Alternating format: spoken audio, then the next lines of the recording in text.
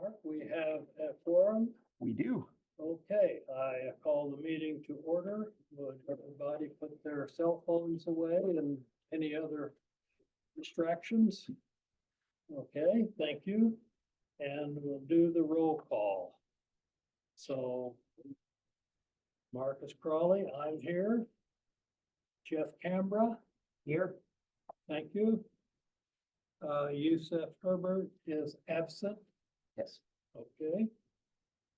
Andrea Dawson. Present. Thank you. Benjamin Scott. Here. Good. Jill Broadhurst. Here. Good. And Cole Sexton. Here. Thank you. Welcome, Cole. So, welcome, Cole. Would you like to tell us a little bit about yourself or? anything? Yeah, This is the well, introduction yeah. part. very quickly, I'm a resident of Oakland, North Oakland specifically. I spent most of my childhood in the South. I'm from Atlanta, Georgia. I attended Berkeley City College. I attended from 2018 all the way up to 2020. And I'm taking a class currently at Laney right now. So I did my undergrad down in Fremont. That was way back in 2011 after I had a brief stint in the military. So yeah. Okay, what are you studying? I'm taking a intro to not intro, but what's it called? Electric basics. Oh, Yeah, class. While I was at BCC, I did motion. I did web mobile development along with motion graphics. So yeah, last time I was in this building, it was with former trustee Linda Handy doing the interview and introduction for our trip to China, sponsored by Congresswoman Barbara Lee's office and Congressional Black Caucus. Yeah. okay. Are there any other questions or comments? Well, welcome to our committee. Thank you. Thank you. So the next agenda item is approve the meeting agenda. Let's see here. I would like to change the order of 6 and 7. 6 might end up being a longer agenda item, so I'd rather have agenda item number 7 in the number 6 position. And without objection, well, You need a we're motion. going to approve the minutes. So that's your motion Yes, to accept the agenda with that change. yes, thank you. Second for that? All in favor? Aye. Aye. Okay, thank you. Motion passes. Okay, agenda item number 3, public comment. Are there any public comments? This is the time. None here in the room. Chancellor, did you? Okay. And there are no hands raised online. Hearing none, we move on to agenda item number 4 and approve the minutes from January the 10th. I move that, do I hear a motion to accept the minutes as they are written? I'd like to make some comments. Okay, Okay, so first I think it's nice, the brevity of it. I have it, I think in some ways this is nice. But I actually don't think it reflects at all the actions that happened at the meeting. And I recognize that you can go onto the YouTube channel and see the whole meeting, so you can understand what actually took place. And the reason I bring this up is because the meeting was called to order at 5:36, and the quorum, you know, current members, and there was an in-person quorum. And then, but there was a 20-minute discussion on whether, member Yusuf Herbert was qualified to attend. And I feel like that there should be some reflection in how actually long it took to start the meeting, because I think that it, unfortunately, ate into the time of the whole meeting, in particular, the last presentation, which was the construction progress report. And the reason that I also bring that up is because, on item 6, Jeff Canberra and I both exited the meeting. We left, but I abruptly left because you didn't recognize me on an item that I felt was within the actually description of the agenda item. And I'll leave it at that, but what it brings me to also is that, and I really appreciated the construction progress report, that's item 7, because I went back online and listened to it, you know, on the YouTube presentation. But I still would like clarification of whether that could have even been taken as any discussion on that item. And there was discussion back and forth on the item, and I'm just trying to follow the Brown Act. So I appreciate that you didn't have an in-person quorum after that item. And so I don't believe that you could do anything more than do a presentation and have no discussion or conversation on the item. And it's really for a point, I really appreciated the presentation, but it's for a point of clarity for going forward, because, you know, the way I read the code, the law, which I have it here, is that you have to have an in-person forum to continue to do business. And if I'm not right about that, I'd like to understand it. Okay, Andrea, do you have any words that you would like to see typed or written here on the minutes that is different? You know what? Specific words. I don't want to spend any more time than I just said on it, and I'm not even gonna ask for words. I guess the one thing I would say that the recording of the meeting is available at the Peralta YouTube channel here. Somehow that could be also embedded right in the minutes at the beginning, so people know that they could go and see the whole minutes. And so because it really, it's a little bit of work for the public now to see what actually happened. And if, you know, good things happen and there's not so good things, but I think we should find a way that it's reflected. But what really brought me to all this true is also my last question, which is the legal question on what constitutes a quorum, and if you can leave an item on the agenda and continue to have a conversation about it after you don't have an in-person forum. Okay, I move that we ask the question. Mark Johnson, would you repeat the question for this agenda item? As I understood it, the request was to amend the minutes to put the URL of the YouTube at the top where it says minutes. Okay. So I'll do it visually here. So move, in addition to the spot where it's at up here, to also put it down here where it says minutes. Okay, Did I understand that So- right? You did. Andrea, does that satisfy your request for a change, amending the minutes? For this meeting, it does. But Thank you. Okay. Is there a second on Andrea's motion?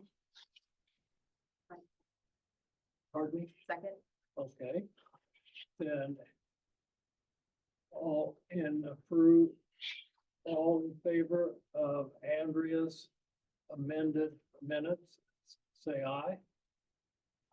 Aye. Without objection, so moved.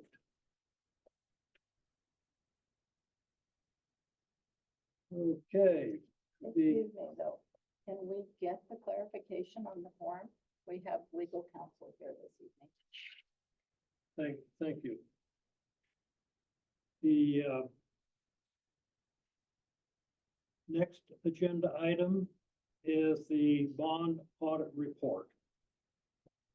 So is Mr. Ben Levitt here to give us a presentation on the bond audit report? Thank you, Chair. I'd be happy to speak to the results of the fiscal 23 audits and speak to both the financial statements as well as the performance report for both measures A and G. Does everyone have a packet with those reports in front of them, or should I share my screen? Okay, awesome. It looks like everyone's got a physical copy. I'll give page references as we go. Don't hesitate to stop me along the way if there's any questions. I'm going to go at a fairly high level, and I'm happy to drill down into the details of any particular section. Ben, I think that Vice Chancellor Jones wanted to give a little bit of an introduction or Absolutely, yeah. Say, Ben and CWDL have been our auditor for the past 2 years. And so we're delighted to have him make this presentation to you all this evening. So without further ado, Ben, take it away. Thank you, Dr. Jones. I just want to start by, like we always do when an audit goes as smoothly as this one, by extending our appreciation to staff. An audit requires tremendous amount of time on part of district staff, facility staff, fiscal, as well as our team.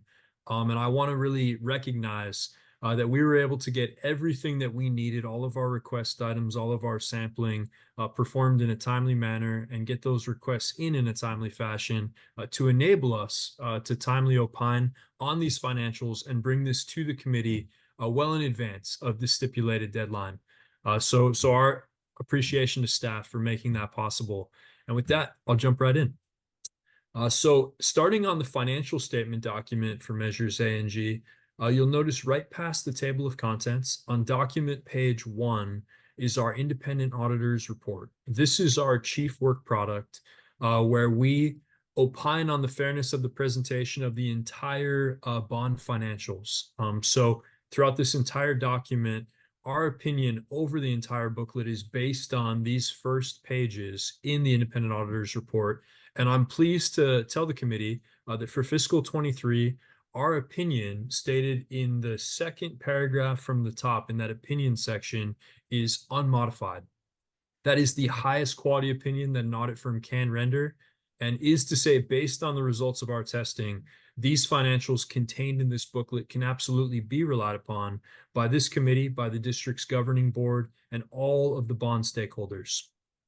Moving past the independent auditor's report, we get into the financial section. The financial section starts on document page 4. This is going to be the core financials broken out from all of the rest of the district's fund financials, just showing that explicit, exclusive presentation of measure A and measure G.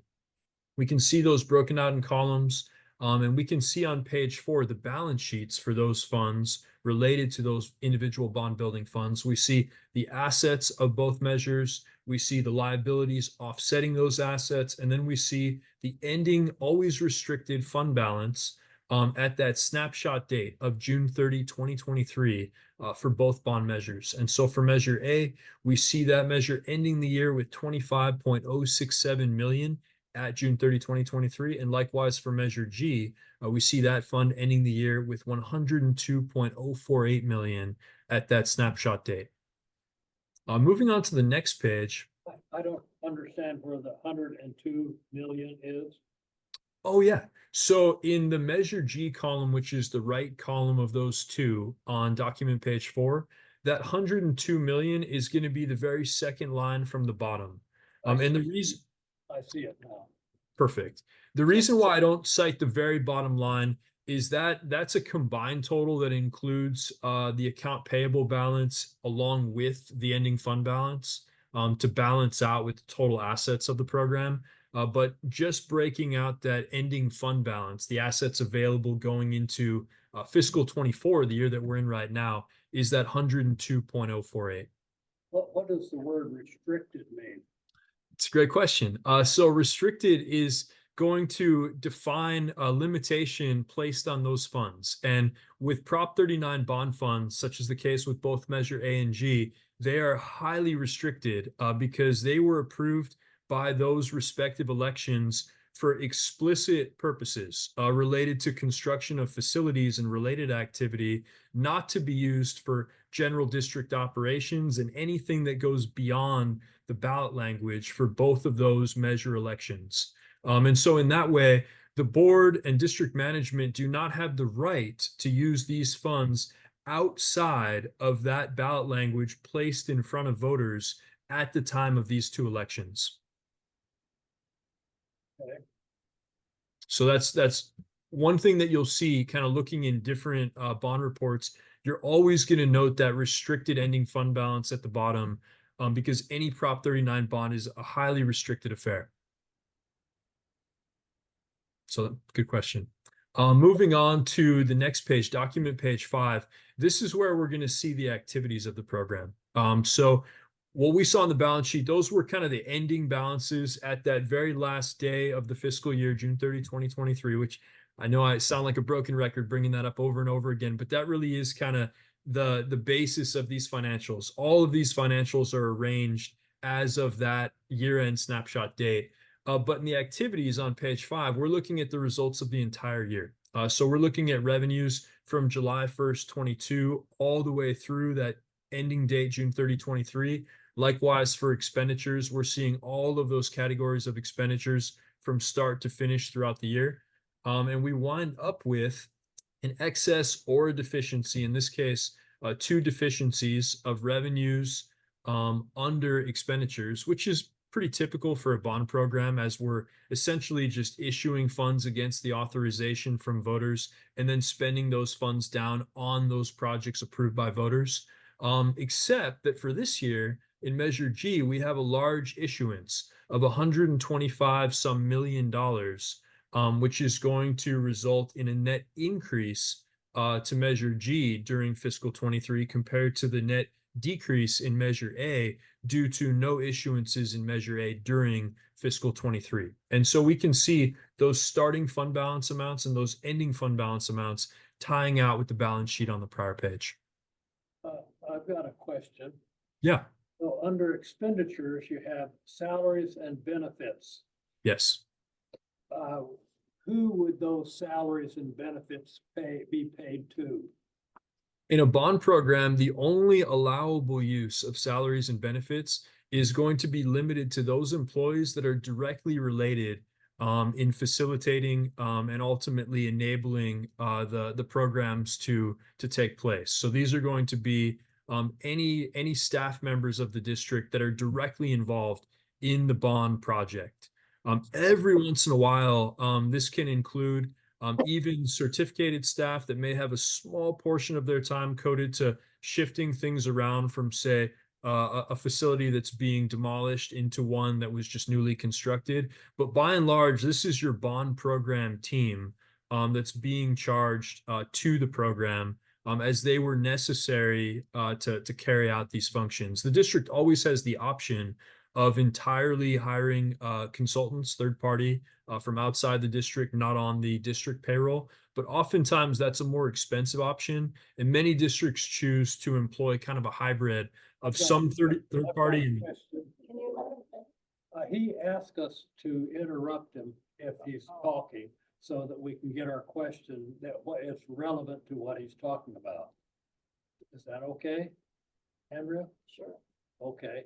So on the salary and benefits, it looks unusual to me that that would only occur on Measure A funds and not Measure G funds.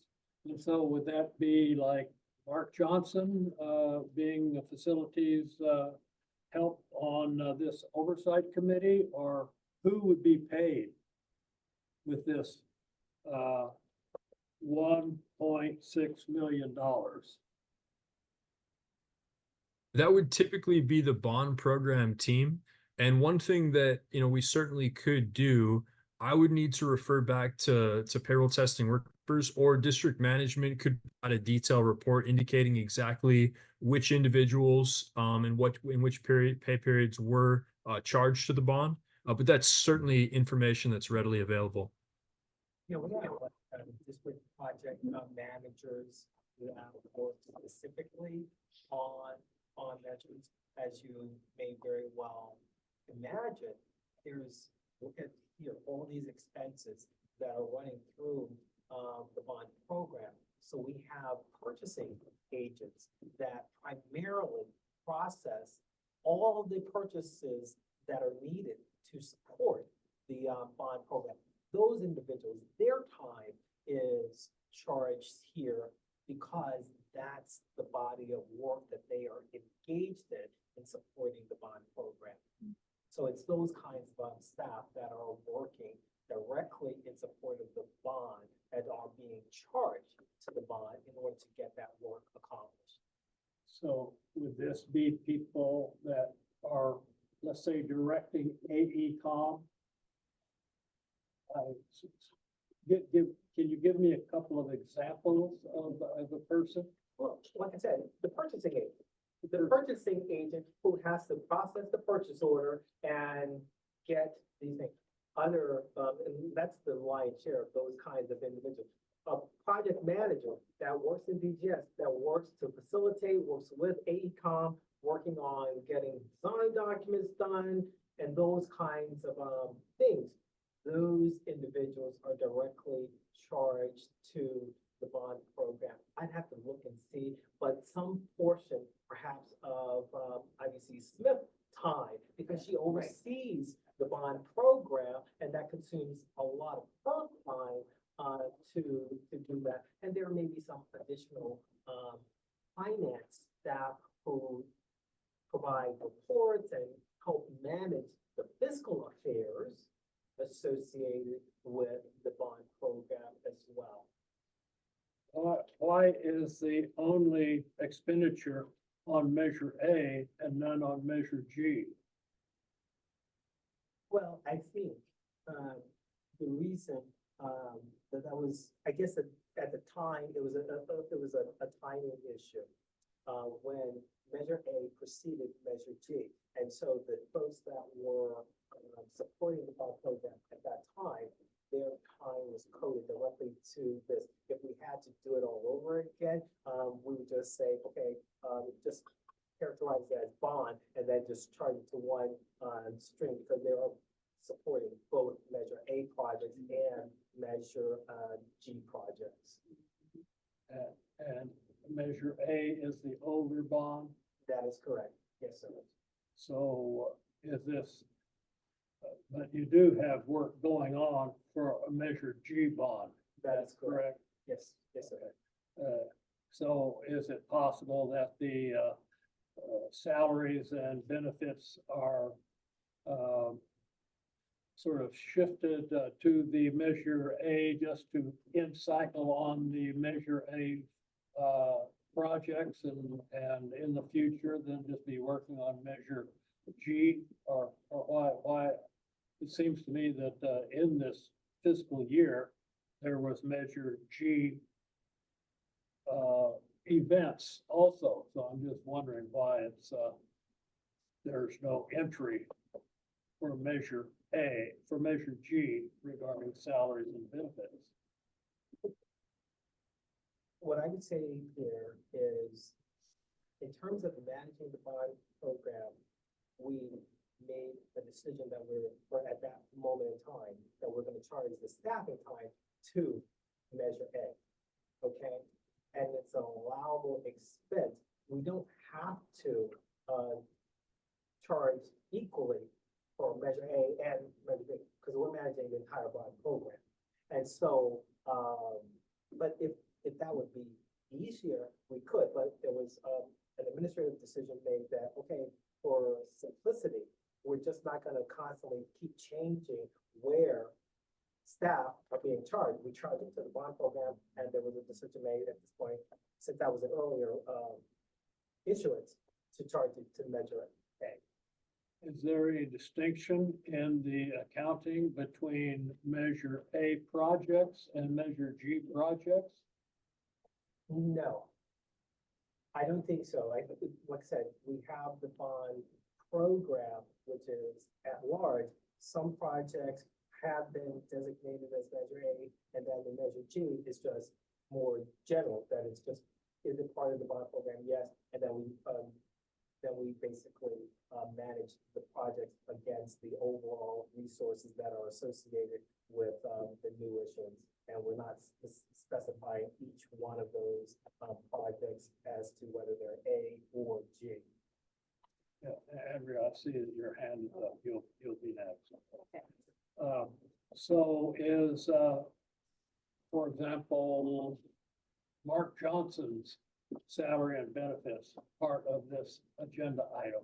I mean, this, No, he's Nope. not charged. it's not, Even though he supports us, he's not charged, he's not charged. Those individuals I who know. are directly and fairly frequently, their work is associated with the bond program. Those individuals are charged to the bond, not, staff will have more occasional support of the bond program. Clarify that. okay, so Mark, yes, Yeah. you can clarify this a little bit for me. Just to reiterate what Dr. Jones was saying, because some people are having it a little difficult to hear Dr. Jones because he's the farthest from the microphone. Well, I thought it was just me. I don't speak very loudly, and I apologize. Yeah, so, what we've tried to explain is that the bond program is spending a lot of money, and every time you spend money at Peralta, you have to issue a requisition. The requisition has to go through the approval process. When the checks come in, it has to go to accounts payable. And what we're saying is that the people that are working on the buyer side and the paying side and the budgeting side are all going to be paid through the bond. So it's not, and of course, part of Vice Chancellor Smith's role, since she oversees the bond. But mostly it's your accounts payable, accounts receivable, and finance budget people. It's not me. Okay, okay, well, thank you, that helped me understand, and it's not that I'm picking on you, it's just that I've often wondered about this. And since we are representing the public, if the public asks me about this, I should be able to answer, not just say, well, I don't know, no, I never thought of that. So, okay, so, Andrea, you're next. Okay, so I think that you've clarified it in a sort of way, but basically Ed Code said that, support to this committee cannot be expended from the bond proceeds, so it's the bond. So the district is following what Ed Code says. So Mark Johnson technically could not be, expended from bond funds because he's general to this and he's support. And that's what Ed Code says. That's number one. Number two, I just want to go back to the salaries and benefits and just say, I appreciate the conversation on the Measure A and G, but as I understand it, and I just want this as a point of clarity, that by putting this salary and benefits as an overall bond, it basically creates less paperwork and it saves more money that can go directly back into the bond program, and that goes out into hiring, bidding and hiring construction and making it show and happen in the facilities. And so districts, the reason I see that, and I want a clarity on this, is that you have to separate Measure A and Measure G. Is the language of Measure A and Measure G aren't exactly the same. So there's some things that were listed in Measure A that are not could not be commingled the funds, but yet there are many items that were a continuation from Measure A to Measure G. So in other words, if you had Laney College listed in Measure A, but not in Measure G, then you have to spend only Measure A funds on Laney College. So Andrea, are you answering a question Well, or I'm asking a question? I'm asking them to So clarify is what your- I think to What be is your true. question? Well, I think Mr. Levitt understands he was shaking his head. So Yeah. I'd like to understand if this is the correct way to view this report. So to your question, I can even take that a step further. If both of the elections had the exact same, just copied and pasted ballot language, to your point, they would still be required to be accounted for separately. That could look like separate audit reports. That could look like separate columns as presented in this one report. But they would still need to be maintained as separate election opinion units, regardless of whether there was any difference at all or not.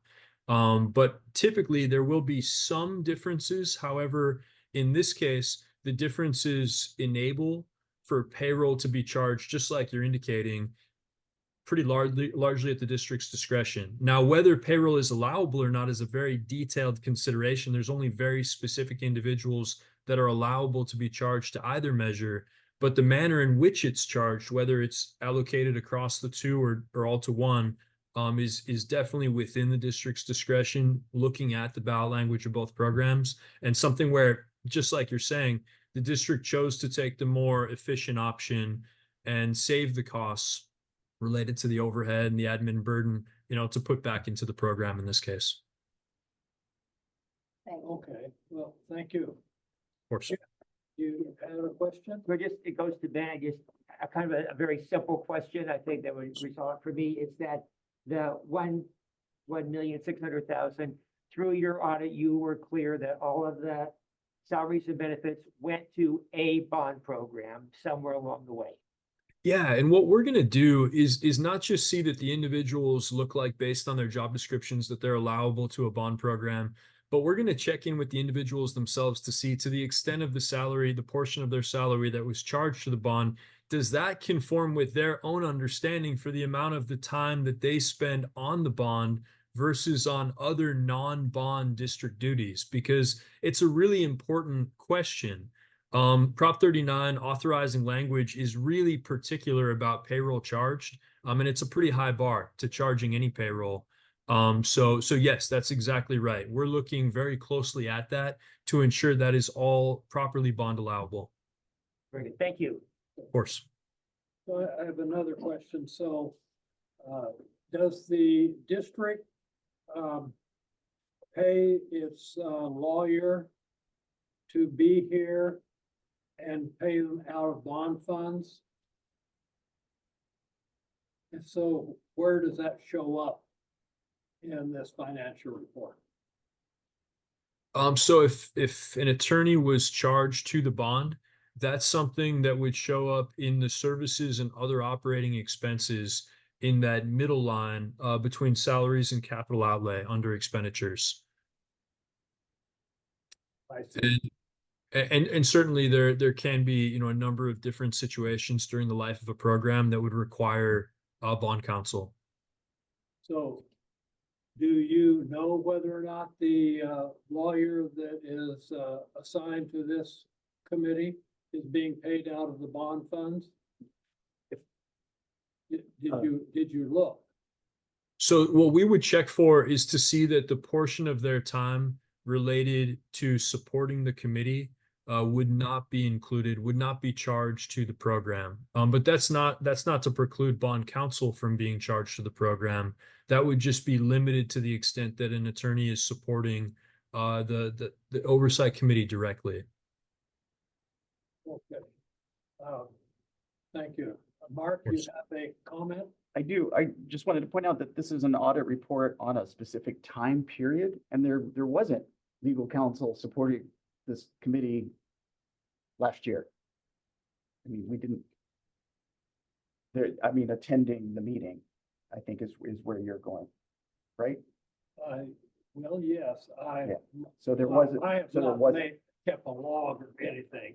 but I know down over time, there has been a lawyer, at the meeting to give us, his opinions about whatever, you know, Brown Act or Training. or bylaws or whatever. Right. And, so, you're saying that that does not get That is not- charged to the bond? It does not get charged to the bond.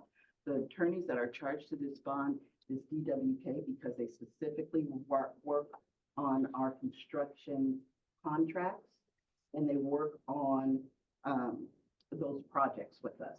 Not, we have general fund attorneys that are charged out of the general fund, completely different. Only attorneys that are charged work directly on the bond projects. Okay. That's it. And then also, it takes so long sometimes to get a project moving that we started with Measure A. So as we move through that bond, and Measure G, okay, there are combined, as Ben said, we also listed all those projects under Measure G. So if you go back and look at what the expenses are, even in the board docs, there is a portion that is Measure A and there's a portion of Measure G. For example, at Merritt College, we have the CDC, the Child Development Center. A portion of that, we started that project under Measure A. We are finishing that project under Measure G. So what you're looking at, it may be the last spend down of Measure A because we are trying to completely exhaust Measure A now. So there is no arbitrage, meaning that it is a holdover. That was the term I was looking for, spin down. Yeah, it is a spin down, so that we can exhaust completely Measure. Yes. So that, reflects back on a question I had almost a year ago Mhm. about, finishing up Measure, A. And, so thank you for the clarification. Okay. So, are there any other questions at this point, or shall we, let the auditor continue? Okay, please continue. All right, sounds good. So moving past the core financials, we get on to the notes to the financials, which begin on document page 6. The notes are there to provide accounting policies on the bond measures and also to provide some additional perspective on the balances contained within the core. So flipping through those notes, getting to note 2, starting at the top of document page 8, district management provides some detailed information on the nature of the cash balances held as required with county treasury. Getting on to note 3 on page 9, we've got some information on the fair value classification of those amounts held in county treasury. And then some additional notes on document page 10 describing several additional balances, ending with note 6, commitments and contingencies. And I just want to explain the difference between construction commitments and accounts payable, because they can often sound similar, is that commitments are those construction contracts which have been signed, but which have not yet been spent. So an account payable is something where the work has been performed, the product has been delivered, and the payment is obligated to the vendor. With a commitment, the contract has been inked, but the payment is not yet obligated until that work is actually done. And so by listing the commitment balances for both measures, management provides some perspective on the amount of activity that's going to be happening shortly into the new year, following that cutoff date, June 30, 2024, or 2023, rather, ending fiscal 23. So that concludes the notes. Getting into the other report, starting on document page 11. Go into the other report. What about construction litigation? Do you look at that and see if there is any, or if contractors are either suing because not getting paid promptly, or, suing, not paying them because they didn't do the work right? Is there construction litigation? And, do you break that down into, what is payable and, what is tentative? So one thing that we will ask is whether there's any pending or threatening litigation at that kind of year-end point between then and the time of the audit report date.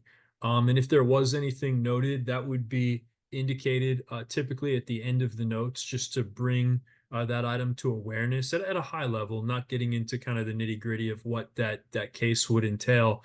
And then from our perspective and our procedures, the main thing that we're focused on, let's say the measure is in litigation and there's an active case between the district and one of its construction vendors. We're just looking to make sure that all of the legal costs charged to the bond directly relate to the bond program and not to some other aspect of district operations. And of course, we're also checking to see that those amounts are matching up to the system reports that we've been provided, and that those funds are being properly approved and encumbered in line with district fiscal practices. But that's kind of the main vantage point that we're taking from the controls perspective. And then from the performance side, really just looking to make sure that this directly relates to the bond put in front of voters and not to anything outside of the bond program. So I presume that you've looked at this and decided there is no issue worth commenting on. So if there had been an issue, let's say, for instance, there had been any form of litigation that was non-bond that was charged to either of these measures, and that came up in our sample, that would absolutely be an exception that we would likely note in both the control, the yellow book portion of this financial report, as well as the performance audit, which is that separate booklet. Andrea? So for a point of clarification, is that this is what that last paragraph that says litigation on page 10 means? Yeah, so that's kind of the whole default setting for litigation, just management's way of saying that there's nothing out of the ordinary at this point in time. But you're exactly right. Had there been something material, there would be some level, fairly summarized description of that litigation in that section of the report. Okay, thank you. Well, I want to thank you for your thorough description here of the financial statement. Financial statements have always been a mystery to me. It seems like they're very simple. You got the money in the bank or you don't. You know, that's simple. And so this helps me understand these reports. This report better.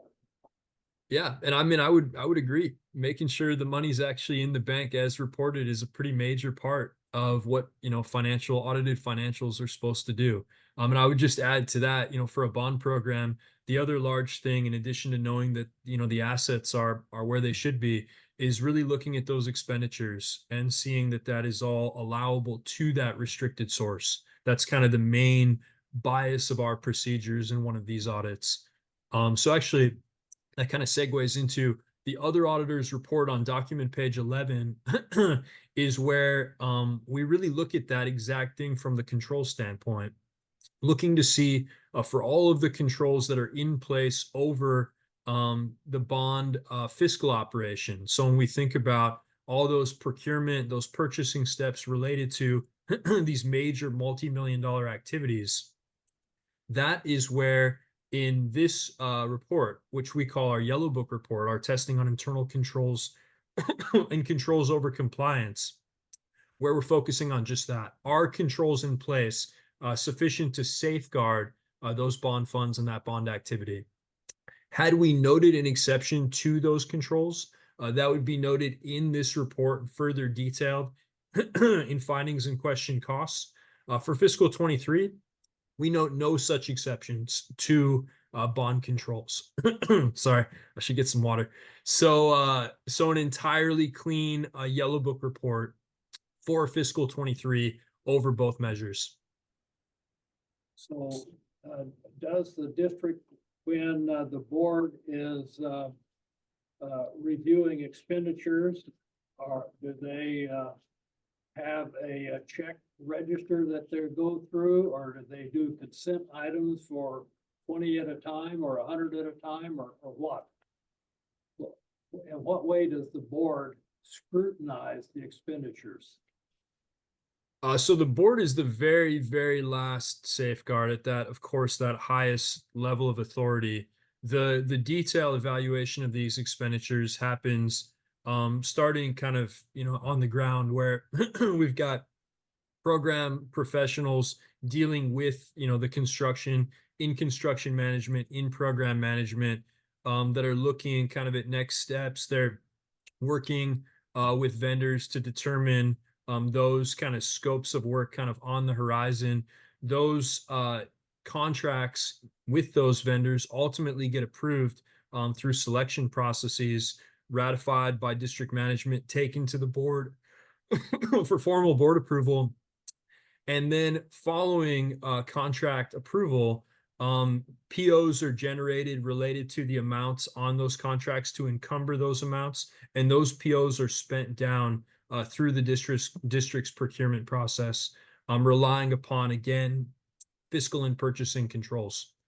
So lots of approvals, lots of checks along the way. And then the board being that very final source of authority, looking to see as those warrants are about to be endorsed, just kind of putting them up for board awareness more than anything. And then, of course, the board has the ability to zero in and ask detailed questions on anything that would be, an item of note that they would like to learn more about. But typically, the board is going to delegate quite a bit of that authority to top district management, which is then going to place a lot of reliance on those controls in place and district staff to carry those duties out. So top district management would be like vice chancellor here. Correct. But Yes. doing those expenditures and approving those expenditures. Yes, that's exactly right. So Vice Chancellor Smith, Dr. Jones are going to be that top district management that are going to ensure through their work that controls are adequate and in place and staff are adequately trained to be able to carry out the many steps related to ultimately ensuring these funds are spent appropriately. Okay. So are you going to present anything page by page on the performance audit? Well, actually, I have one more thing on this report that I just wanted to bring to your attention. So not to belabor the financial statements, but going into findings and responses, kind of like I've indicated, no findings noted related to fiscal 23 on document page 13. However, there was a prior year finding noted on document page 14. We always like to provide the committee with an update of that status from that prior year finding, as any prior year finding is an identified risk going into the following year.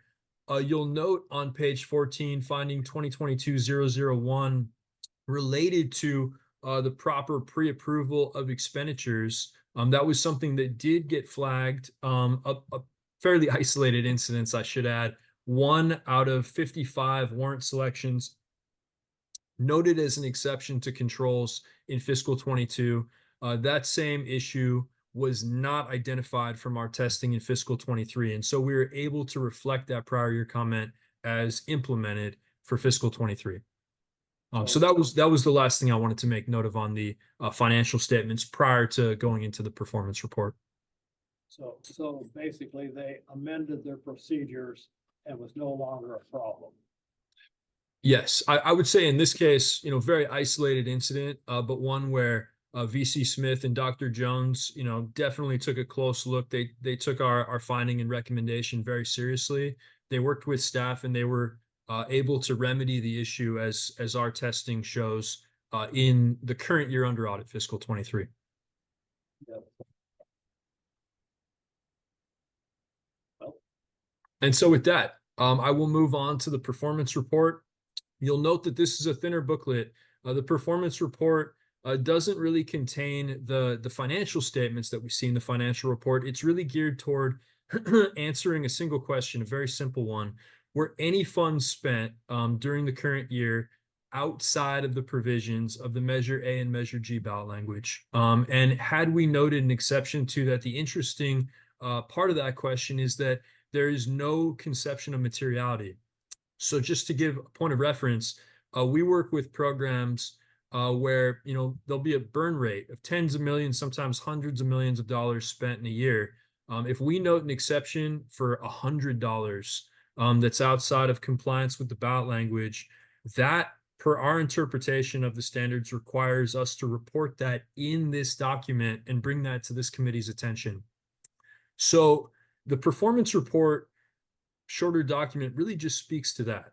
Document page 1 is the actual report itself, but I'm going to skip past that and get into the methodology just so I can share in a little bit more detail what we actually did. I've got a question for you before I forget it. Of course. That has to do with this. Yeah. And that is often the ballot language is rather vague. You know, it says, repair and maintenance and can be anything, you know, practically anything. And so how do you determine whether the money is being spent on capital improvements or just miscellaneous maintenance expenses, or does it matter? It does. So there is a distinction between the kind of repair and replacement that's allowable in the bond and routine maintenance. Typically, there's going to be a threshold set where anything done under the bond is very major in nature. The kind of maintenance and repair we're talking about here is, you know, say replacing the roof of a building rather than just repainting, you know, the doors on the entrances to that building. So these are going to be very substantial projects, but you're not wrong. This is very broad language just based on the fact these are large multi-year projects that are somewhat fluid. So there's a project list that's put out, but these funds are not restricted to that project list. They're restricted to the ballot language, and changes can be made along the way. Sometimes projects can be taken off of that list. Sometimes things can be added during the course of the program, all ultimately subject to the determinations of the governing board. So the governing board is bound by the ballot language, but that ballot language allows them necessarily some flexibility to operate as priorities can shift throughout the program's life. About that. I've never seen the facilities master list. I presume that there is one. So do the project order on the facilities master list get juggled to the point where we say, oh, we're not going to put in a childhood resources center, we're going to put in an airplane resources center, and skip the thing that was number 2 and move number 15 up to number 2. So ultimately, as long as, you know, say that airplane resources center still falls under the guidelines of the ballot language, the board would have discretion to make a change like that. However, they're ultimately accountable to the community that put this measure into effect. And if they were to, you know, do something that the community didn't view favorably, they would probably not very longer be on that board. So there is accountability, you know, all the way at the top by way of, you know, the response from the community in a program that, let's say, has dramatically changed its priorities over the years. But I don't think that looking at this program, what we're seeing is characteristic of any kind of dramatic shifting from within those projects initially put before voters to what we see in later years. Okay, so you do look at that sort of thing. At a very high level, we're not required to test to that, for instance, because like I say, it's the ballot language, which is the much, you know, lower bar, the much more kind of broad, you know, thing that we're testing to. But having said that, we do, you know, in the course of interviews and conversations here about any, you know, thoughts, questions, you know, controversial, you know, aspects to a program, and we're going to look at that. And there was nothing in this program, just to kind of steal my own thunder, that wound up resulting in a performance exception in fiscal 23. There was an item noted in the prior year, but from our testing in the current year, there were no items from within our sample that appeared to be outside of the provision of the ballot language. Well, Andrea has a question for you. Yeah, I think it's a clarification one, so. Sure. Page 5. Yeah, and the conclusion on the second line, it says bond funds for the year ended in June 30th, 2022. So I'm a little confused because I understand that the district cured the issue that happened the previous year in 2022, and that's the final page of the audit. But in the conclusion on 5, is the date supposed to be June 30th, 2022? No, that's a typographical error. That So you know. that should read June 30, 2023. You're exactly right. Okay, so it's also on page 4 in the objectives on the Okay. first paragraph. Okay.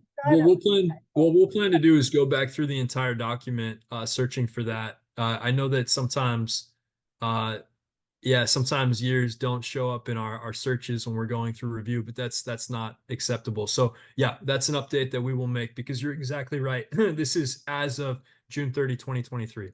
Yeah, so then it all makes sense. The rest of the report makes sense. Yeah. Okay. No, good question. It's a good catch.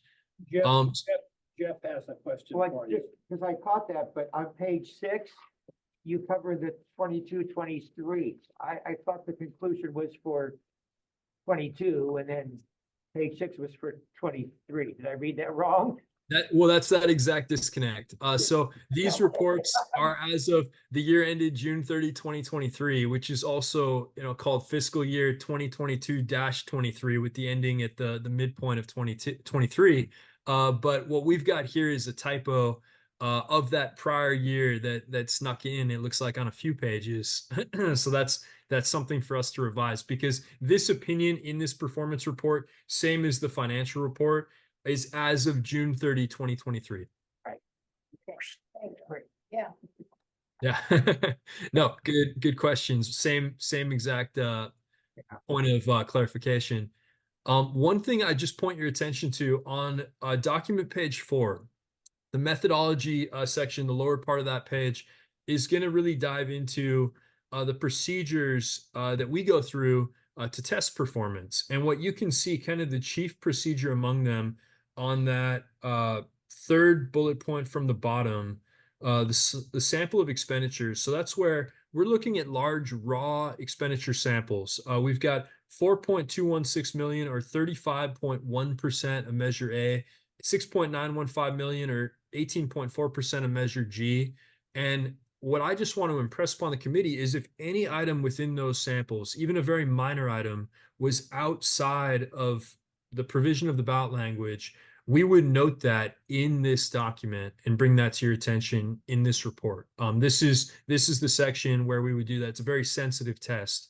For fiscal 23, we noted no exceptions to performance. We do have an item to note from fiscal 22, which, if you go to document page 7, the very last page of the report, you'll see from that prior year testing, the testing that actually did relate to June 30, 2022, we've got that prior year sample, and there was one item noted that was of an operating nature, not properly coded to the bond fund. It was determined to have been a clerical error, nonetheless something that was worthy of making note of in that prior year's performance report, something that was ultimately reimbursed to the program, and something that we took pains to check in the follow-up year in fiscal 23 to see if there were any similar items. None were noted during fiscal 23, but nonetheless, going into this current fiscal 24 year's audit, we're continuing to be very carefully looking for items that may not appear to be properly coded to the bond fund. I've got another question. Yes. That is, when you do your spot check, are you doing a spot check, let's say, I didn't really study it here to see what percentage. But are you doing a percentage on the number of transactions or the dollar volume of transactions or what? So our sample is haphazard, but one thing that we really try to do is get a broad range of vendors. So not to just bias it towards large dollar transactions, because those are important to be sure, but that would be very restrictive in terms of the number of vendors we'd be looking at. We'd primarily be looking at just those largest construction contractors and missing a whole bunch of different subs and other activity. So we're trying to get a really broad range from very large disbursements all the way down to stuff that would seem to be fairly trivial, just to make sure from the performance lens that everything is properly coded to the bond. And as far as the number of selections, we're typically going off of practitioner guidance, specifying either 25 or 40 selections to achieve a certain confidence level, depending on the size of the population. That would be kind of the typical sample. And sometimes we will go beyond that, as in the case of the prior year. And I believe in the current year, the sample was very in line with the prior year, I think in the ballpark of around 50 selections. So when you do your sampling, I take it that you sampled Peralta and it looks just fine. Do you do the same type of sampling on other institutions, and occasionally that the same type of sampling shows problems such that that would show that your sampling is working?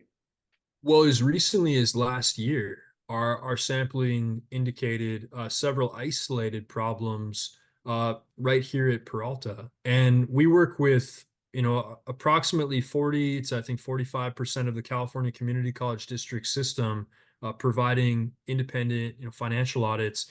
Nearly all of the districts that we work with have at least one, if not multiple, bond measures. So we routinely see issues, typically on the control side, every once in a while on the performance side.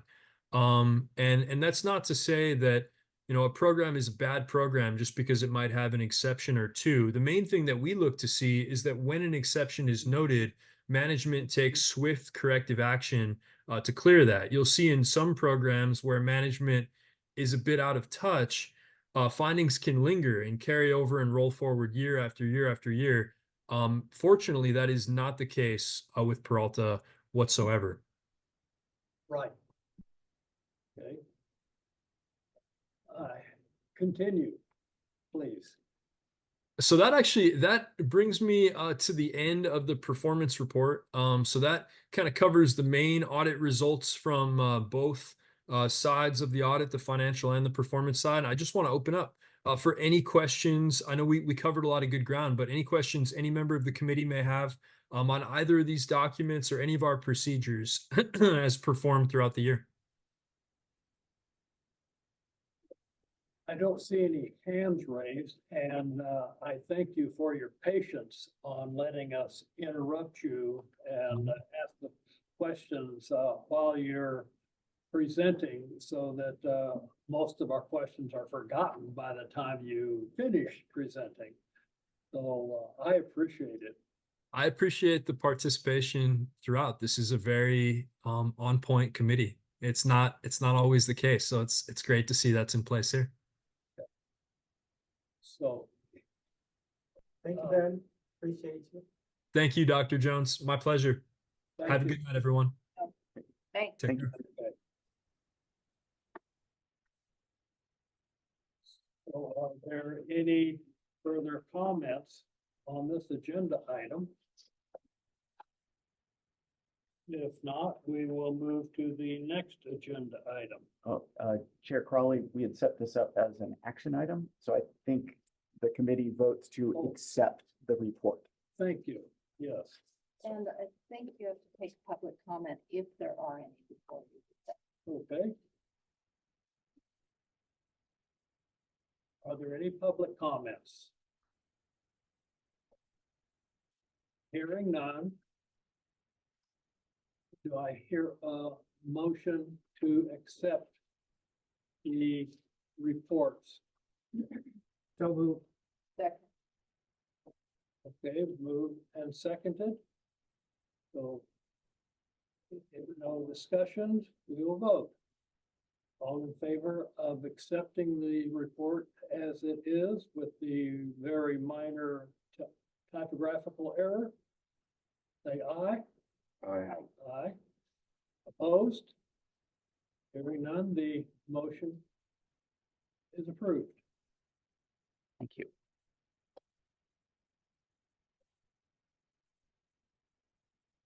Okay. So the next agenda item on the amended agenda is the procedure for scheduling meetings.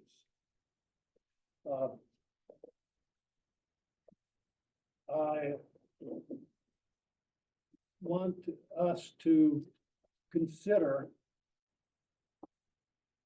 that there might be a better way of scheduling meetings. The problem that I have encountered is that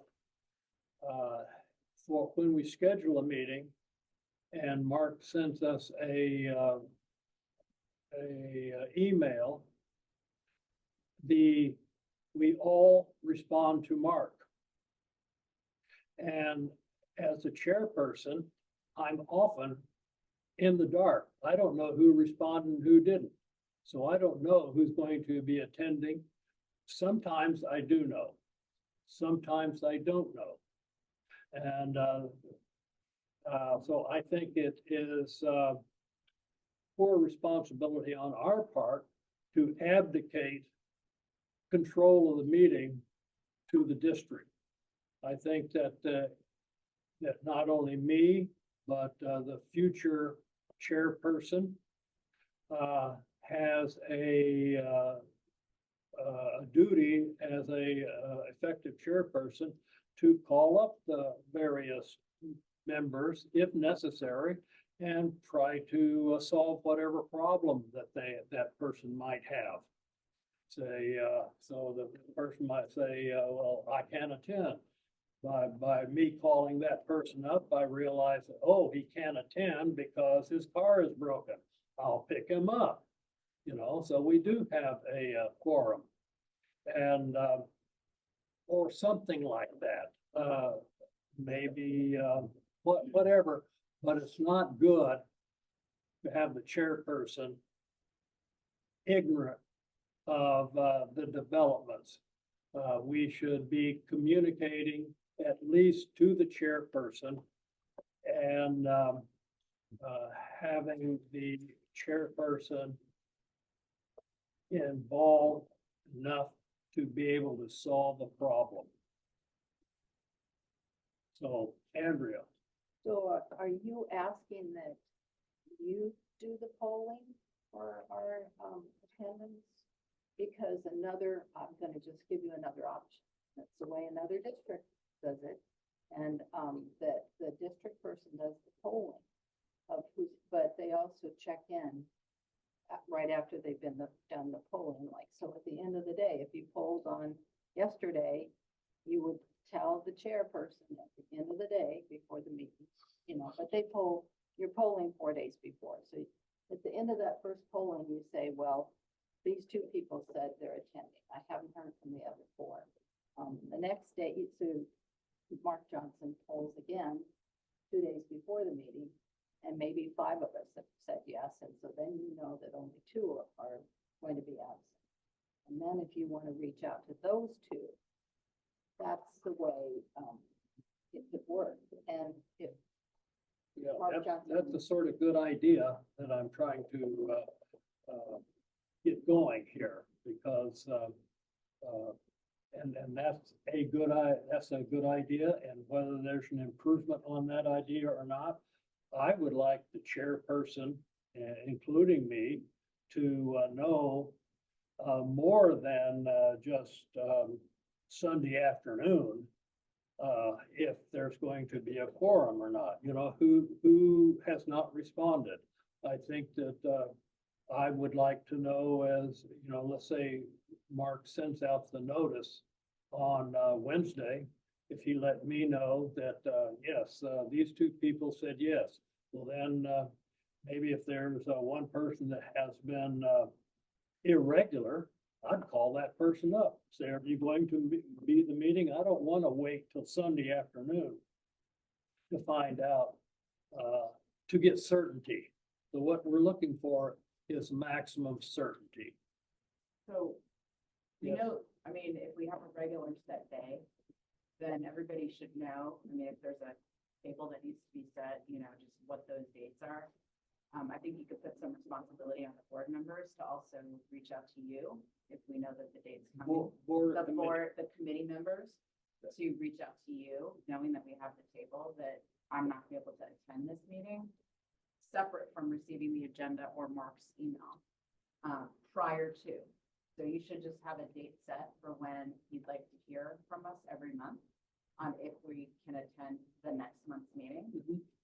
And then separate from that, like, is there not like a Google invite or something that can just be sent to board members and it's a yes, no, or maybe? That we can send out the week prior, and that way you're getting, you can assign that you get the response and Mark gets the response, and you can just do it that way. Okay, We have that. there is the, other confusing item there called tentative. And, so what does tentative mean? I mean, it's either yes or no. We're looking for reliability here, not, pins and needles to, Sunday afternoon. More than likely, most people are gonna say yes or no, but, you know, at least you'll know the reason why, like, my car isn't on the fritz and I'm hoping to get a ride. As Yeah. you said earlier, that would be a maybe, right? But like I said, just put a date to when people have to respond. Or you'd like, Separate from the agenda. It doesn't have to be like you send it out, you know, the Wednesday before and then we all have to jump to make sure you know. It should just be separate things. Oh, okay, so we have several different good ideas, so, yes, Mark, Does everybody understand the process right now? So there's a Google calendar, or I'm sorry, it's a Outlook calendar that I set up. And right now, because we have agreed to meet on the second Wednesday of the month, there's a recurring calendar entry for that period. And Mr. Crawley had suggested that it's a little bit confusing because that shows the overarching invitation, yes, no, maybes, and not the specific meetings. So what I've been doing is I've been canceling that meeting about a week before, recreating it. So hopefully everybody's getting a fresh one that's specific for the next meeting that the committee members can then respond to and say, yes, no. well, I have a problem with what you just said because I also used Outlook. And, during this last week, I've had trouble with Outlook. And in specifically, I did not receive the memo and the agenda until a day later. Because Ben talked to me and I said, no, I didn't receive that. And so I patiently waited and 24 hours later, I finally got it through Outlook. And so then yesterday or so, I called up AT&T and said, is there something wrong with my AT&T internet service? And they said, well, you know, Outlook is sort of a quirky program sometimes. And we recommend Mozilla. And I tried Mozilla years ago.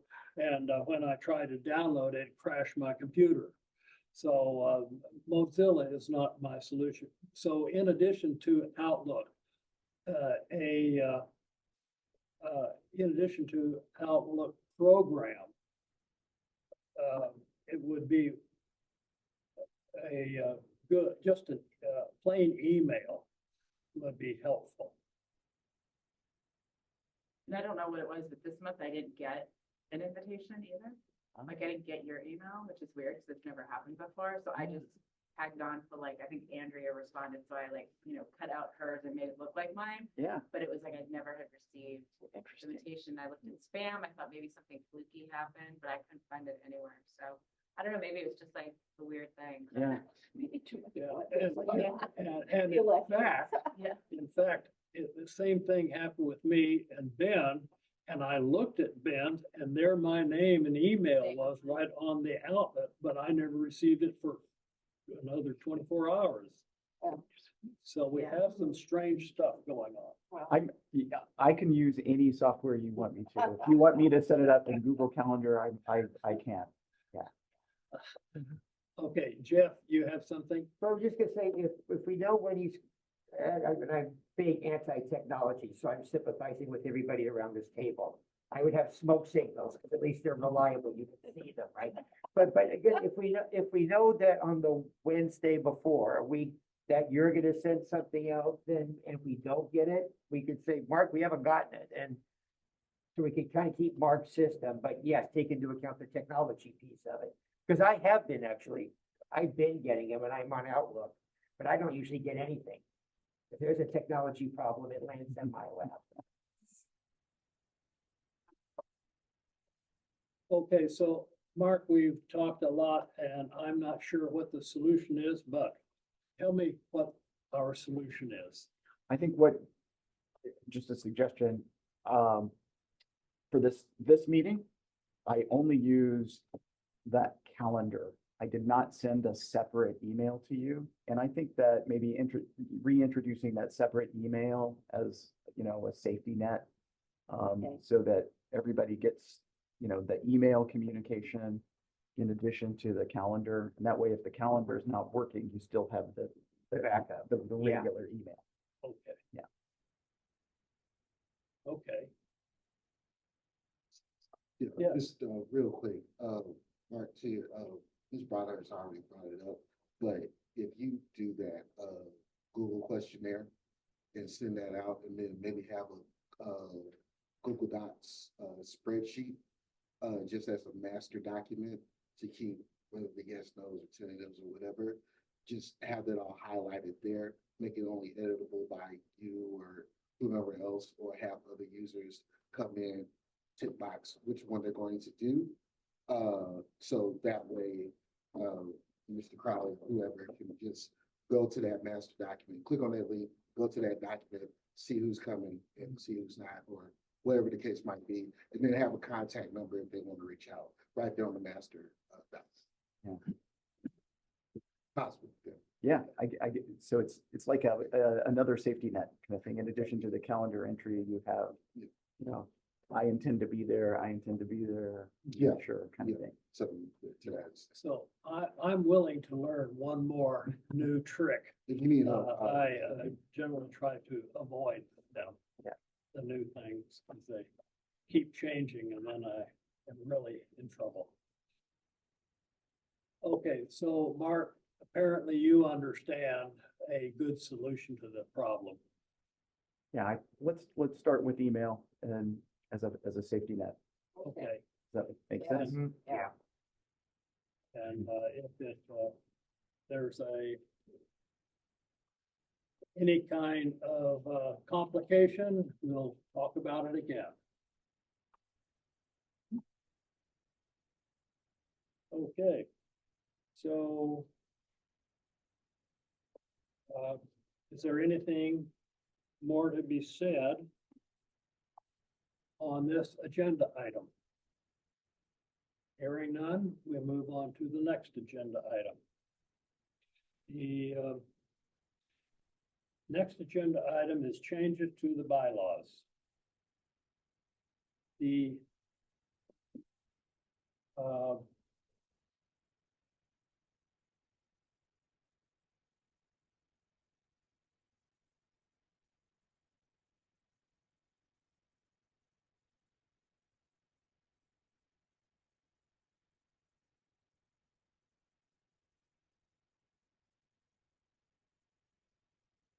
me find my notes here.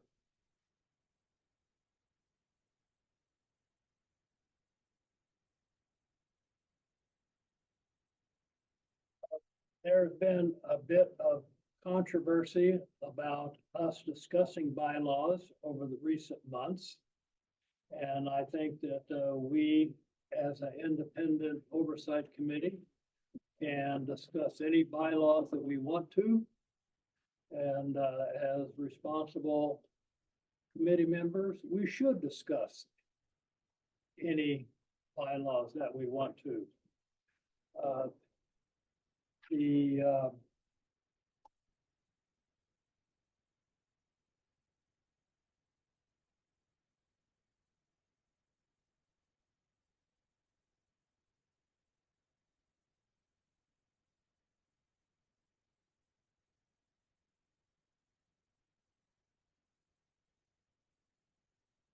One of the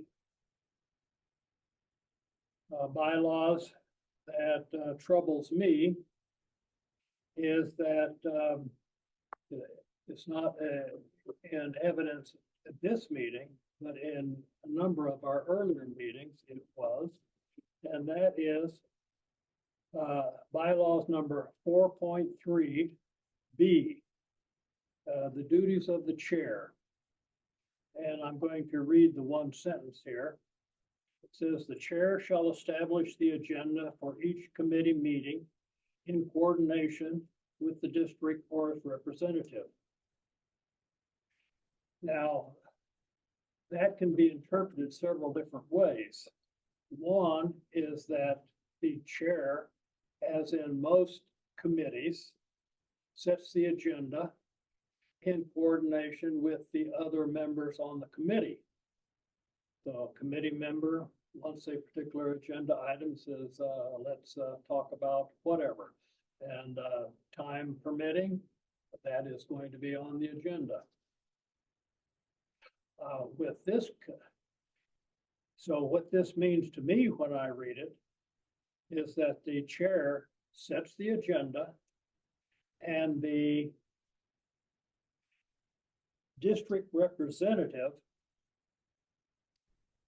uses his abilities to make it happen. Now, what we've had in the past is that the district amends the agenda of the chair and says, no, here is the agenda. So the district imposes its will on the agenda for the committee. And it's my opinion that the chair should establish the agenda and that the district posts the agenda that the chair establishes. As opposed to what we have been doing in recent months or years of, now I don't know before I was chair what the district did, whether my predecessor Andrea just left it up to the district to draft the agenda, or whether she said, this is the agenda, and they said, okay, I'll print it. I'll be with you right in a second. But I only discovered it this year by me being the chair, that was not happening. It was not the chair that is establishing the agenda. So I would like everybody's opinion on this. I've already said what my opinion is. And Andrea, what do you have to say? Well, for the record, I set the agenda, and it was in conversation with the district, with Chancellor Smith and with Johnson, based on what our charge is. I call it our charge, what this committee is supposed to be doing. We're supposed to hear the financial and performance report like we did, and we're supposed to write an annual report that's presented to the public and to the trustees, because that is one avenue, the way that that report goes out to the public. And we have worked in the previous 4 years when I was chair to set up the website, to basically set this committee up and where we are today. So we have our own website, and some of that is thanks to you for continuing to ask for improvements, and other committee members too. But I just want to make it clear that I set the agenda. So, and I never had a problem with the issue, with the district not allowing me to put things on the agenda. Okay, But if we're going to talk about the bylaws, I want to talk about all of the bylaws and what our current bylaws are, and if we're following our bylaws, because I will just put it on the can we table stick to this bylaw right now? that this portion of the bylaw, sure, okay, Okay. sure. So we have anything more to say on bylaws number 4.3B? No. Okay, Jeff? So has there been a situation where the district has refused to put an agenda item on that you have suggested? Yes. Has refused to put an agenda item on that I suggested? Yeah. Or you said put an agenda on over my objection? No, I mean, if there's something that you have wanted to put on that they have said no.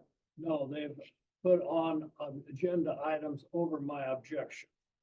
Okay. Okay. And what would those items have been, just out of curiosity? One of them is to assign the lawyer to tell us all about the Brown Act. One of those. So that was one. But we did have requests for that from other members on the committee. I don't, yes, sometimes there was a request, Several times. Several times.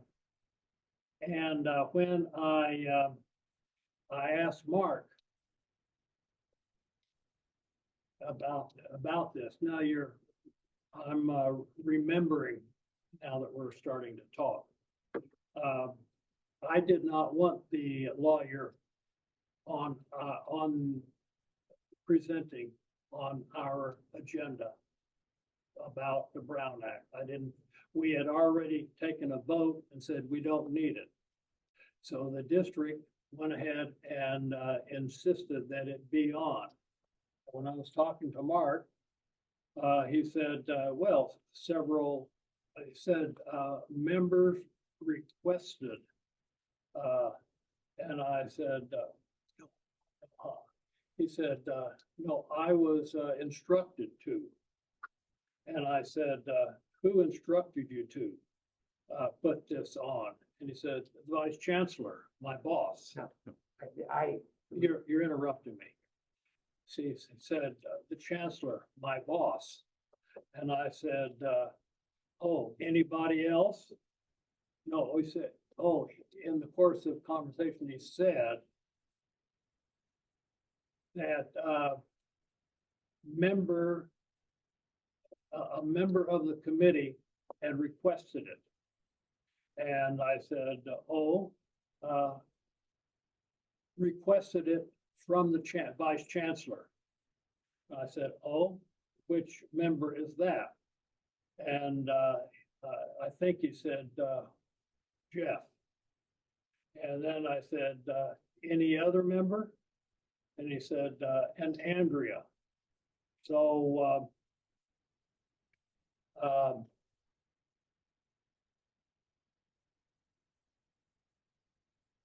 so there is, now we had already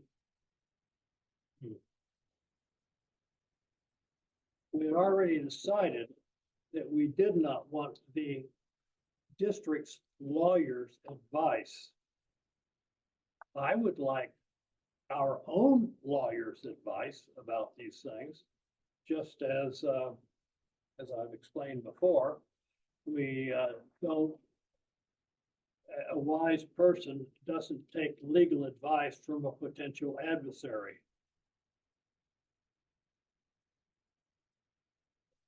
A wise person gets their own legal advice from their own dedicated lawyer that's giving them the best legal advice in their best interest. So based on those conversations, we decided we did not want the lawyer telling us about the Brown Act, because we did not see if there was a problem. So there is a situation there where the district imposed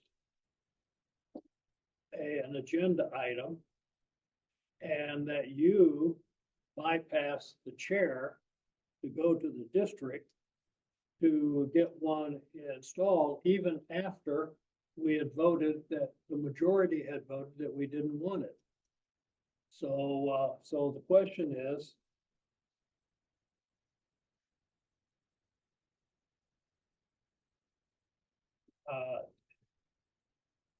should the chair, whether it's me or a future chairperson, establish the agenda?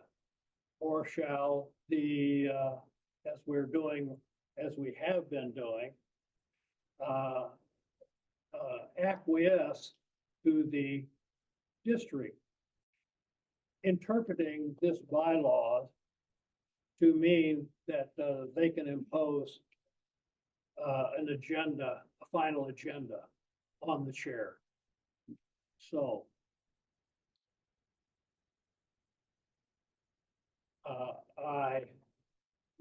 we've been over this before.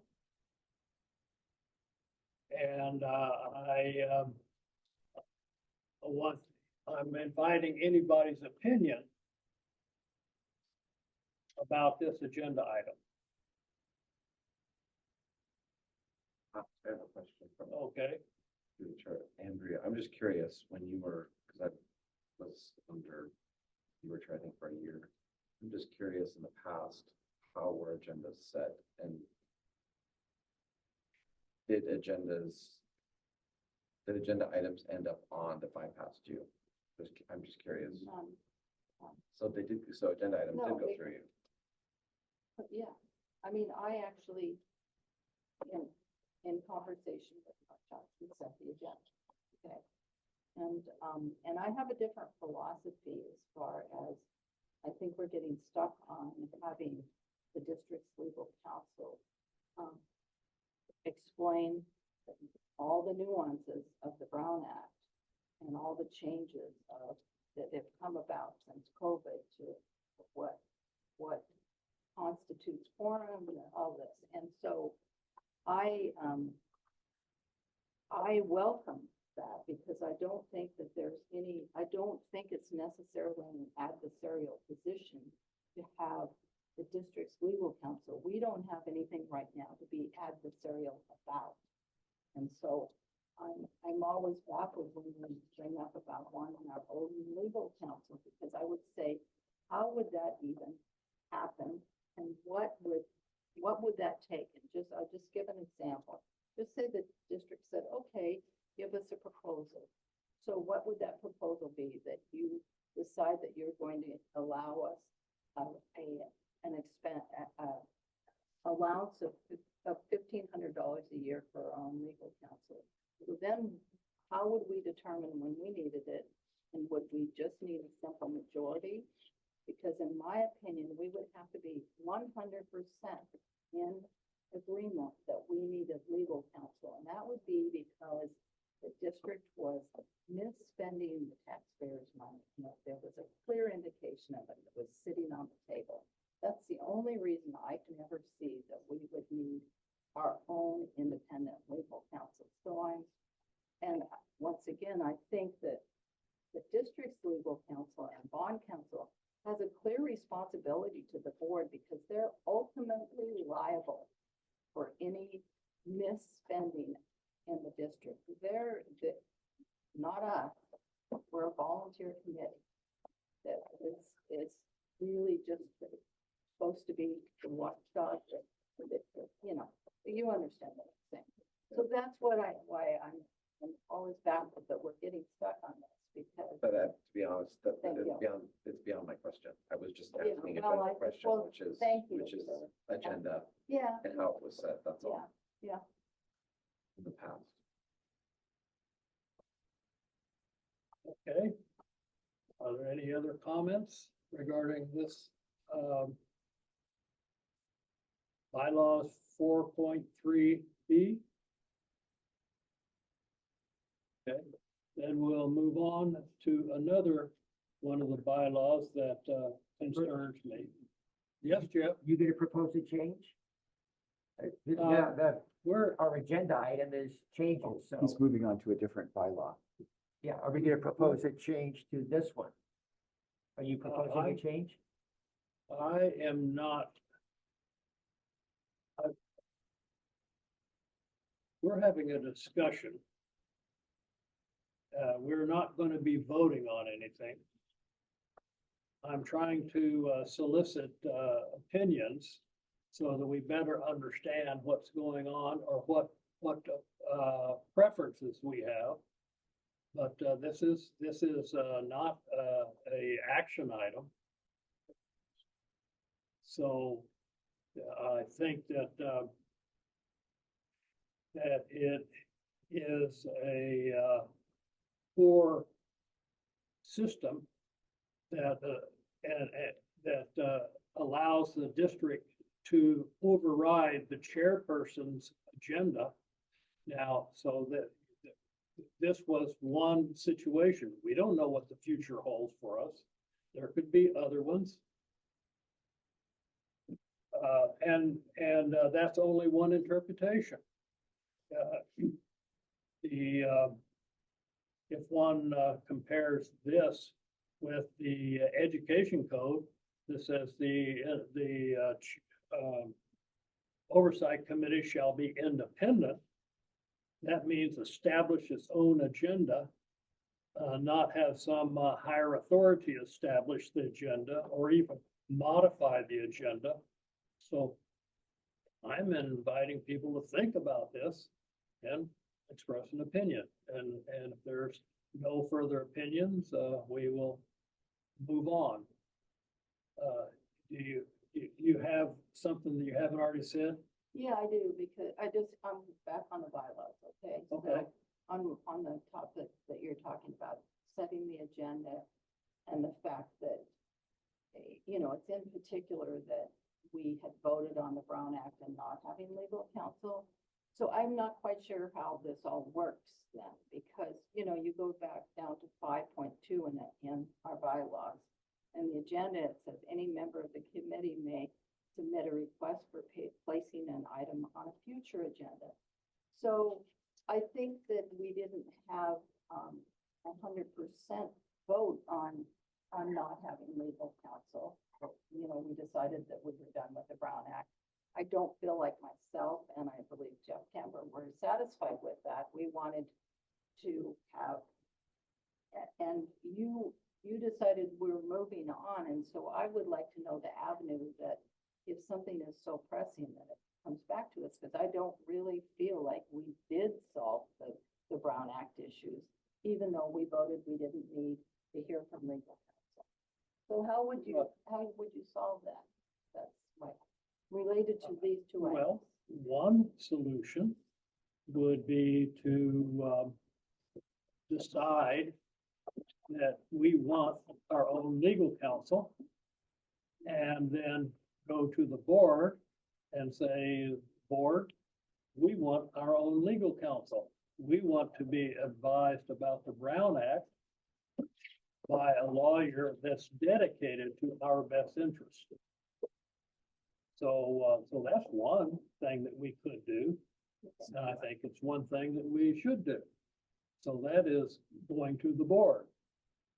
But we never got that far. So I leave it to our imagination to either bring this up again or think about it in the near future and come up with what we want. Okay? Okay. Okay. So Mark, I'm not going to recognize you to opine on this subject. on this topic, because this is a meeting for the committee members, and you're not a committee member.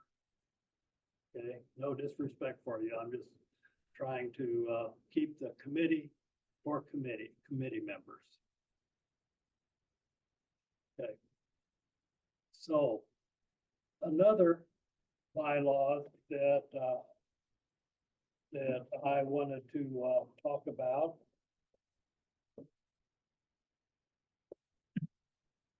is 4.3D. We're going to read the one sentence. The chair or his or her committee approved designee shall serve as spokesperson for the committee in all representations of the committee to the public and the board. Reference section 6.0A and B below. Now,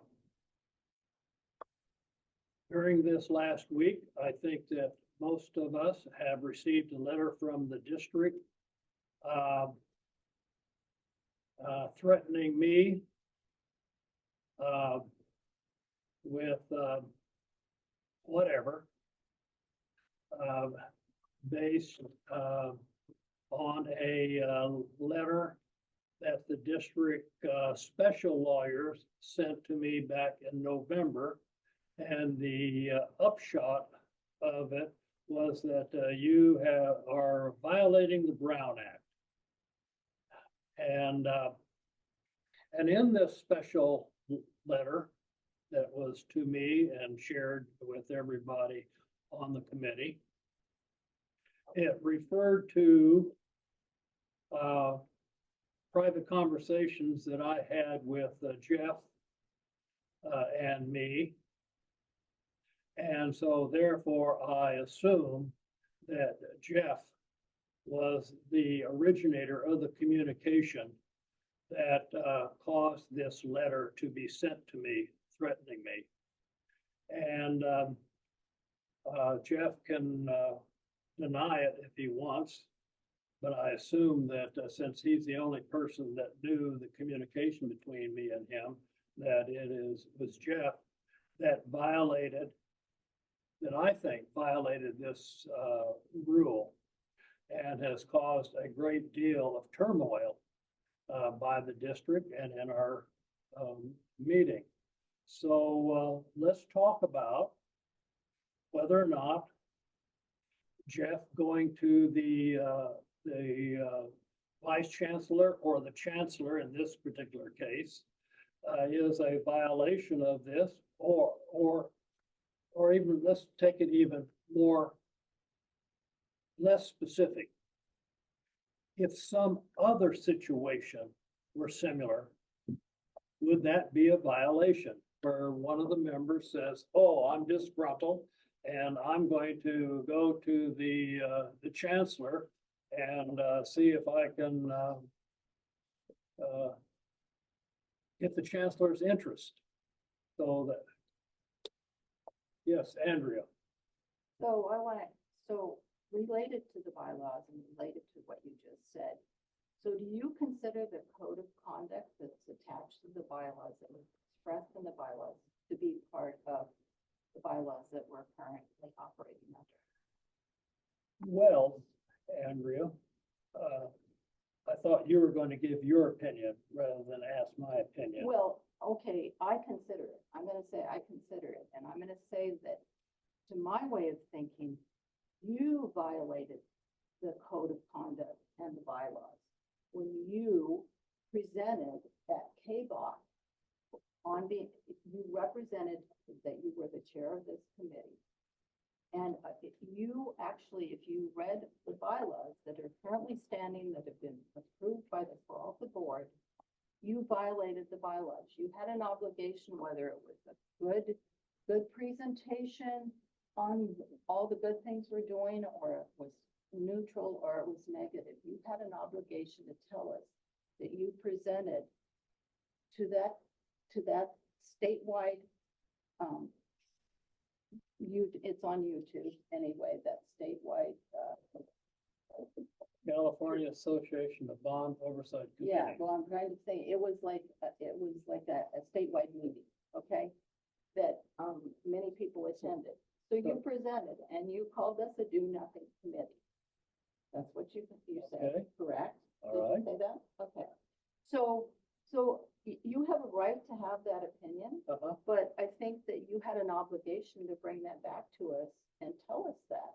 So I think we're talking about the bylaws and the Brown Act violations, and so I don't think it's just one or the other. So I'm just asking you that, we're talking, when we don't follow our own bylaws, then you can't necessarily go through the chair to get, I'll call it restitution, and get us back on the right track, okay? Well, regarding code of conduct. Yeah. I'm not exactly sure what code of conduct, sort of like ethics. Everyone's supposed to be ethical. Well, everyone's ethical according to their own standards. Is there, I think you are, going to far extremes to say, oh, Marcus was at this meeting and, and he said he was the chairperson of this, organization, this committee. And he expressed an opinion. And, and he's supposed to follow through and do something else. That is, it's not persuasive to me. Okay. Okay. Sure, So, Crowley, I'm not sure, but, okay, you the- don't, the have- issue you don't, is- you don't have the floor. I'm just gonna offer this, and I will be brief, and you can plug your ears if you don't wanna hear it, but the, Fine, I don't want to hear it. okay, the code of conduct says the following is expected of every So member does of the anybody- bond you- measure oversight committee. You And are then out another of one order. You says, do not have the faithfully floor. observe the Brown Act. You do not have the A floor. member of You're the out committee of order. came to you and said, I've observed a violation of the Brown Act, and you did not act to cure it. And so the member Yeah. of the committee If told somebody, somebody at the if somebody district that wanted there to was a Brown say Act that I violation. had violated the code, they could have just called me up, like Andrew could have said, Marcus, you gave an opinion, I think you According to should. the bring letter it to-" that happened, Okay, that's what the letter says. so, Jeff, So I just want to correct one statement you made earlier, is that you referred to our conversations or our emails back and forth as private. They are not.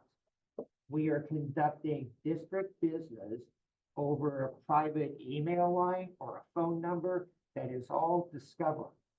So I did nothing to violate any privacy because any of our conversations, any emails were subject to a California Public Records Act request. okay, Jeff, I wasn't accusing you of violating our privacy.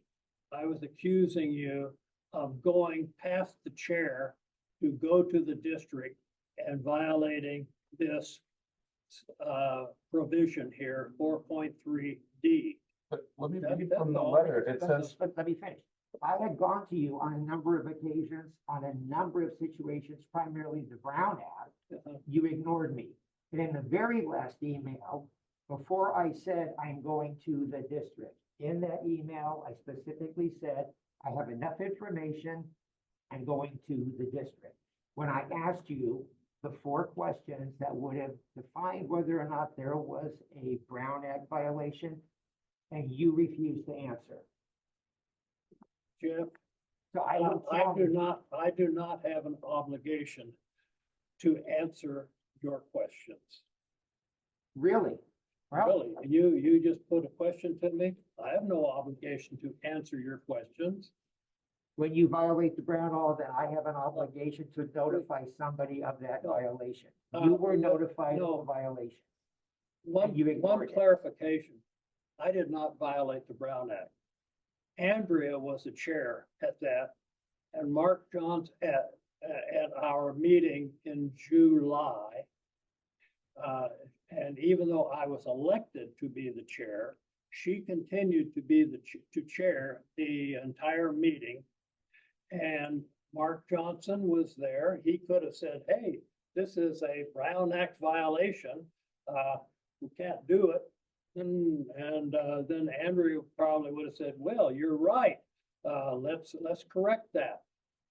But nobody said anything until a few days, until a week or two later, when you contacted me and said, oh, I think there is a Brown Act violation. And since you are expressing an opinion, I don't have to say, just because Jeff says he thinks there's a Brown Act violation, I have to respond as if there is a Brown Act violation. You have a So duty, we did some thinking and some talking and some research and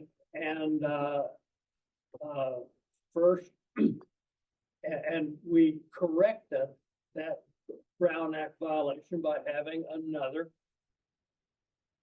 election in September. 60 and- days after the violation, Okay. and So- your so we- refusal to So, acknowledge it. hey, it's a new procedure.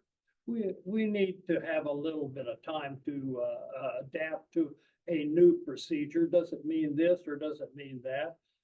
If Andrea had been on her toes, she would have known about it back in March. And even at the June meeting, we would have been having our procedure follow the new AB 2449. But we didn't. She didn't know, I didn't know, and I did not violate the Brown Act. We violated the Brown Act and we corrected it. And since that time, you have been on the warpath for me and continuing to cause trouble. So this section D, the question is, if something else comes up again in the future,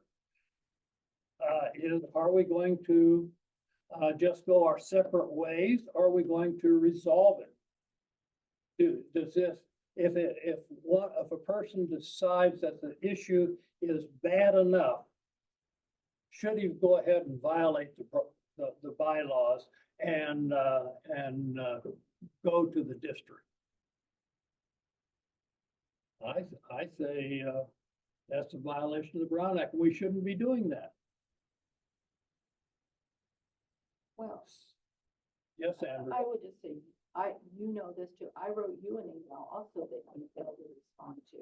And it had some of the same conditions that apparently Jeff sent to you. It also had the code of conduct. Are you following the bylaws? And so I never got a response. And I don't really want to spend all of our meetings on this every meeting, because we need to write an annual report. We need to present last year's annual report, and we don't ever even get there. So anyway. So are there any other comments regarding this agenda, this bylaws 4.3D? And if there are none, I just say, let's be aware of it.